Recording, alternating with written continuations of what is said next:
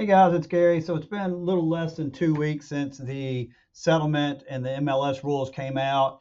And so I've had a lot of real estate brokerages, a lot of agents, some teams. I've even had some organizations reach out to me about drafting an exclusive right to sell. I think a lot of people recognize what I've been talking about for a while is that broker to broker compensation is very close to being done. I don't see that it's going to survive.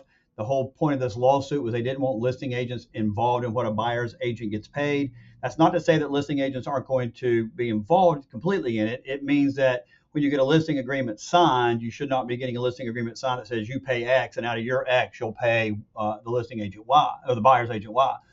What I believe we're going to be looking at is your listing agreement will have you getting paid X for the services provided to the seller. The buyer's agent will enter into a buyer representation agreement that says they'll get paid Y by the buyer for their services.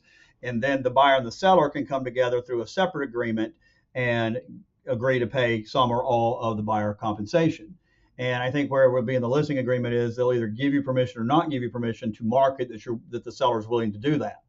So that's what I drafted. I have drafted a non-broker to broker compensation agreement. CMLS has already put it on their website, and they've also sent it out to their agents.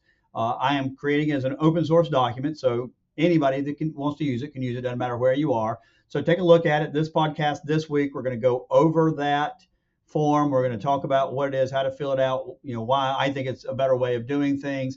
And then in the show notes, I'll put copies of it as a CMLS version, but also as the open source version that doesn't have any reference to CMLS in it. So I'll take a look at it. I hope you like it. And let me know if you have any suggestions or otherwise. I'm happy to look at that. After this one, I think I'm going to start next on trying to do a seller to buyer compensation, sort of like the Form 120. I think I'm going to work on something like that for you. All right. Y'all enjoy it. Let me know your thoughts.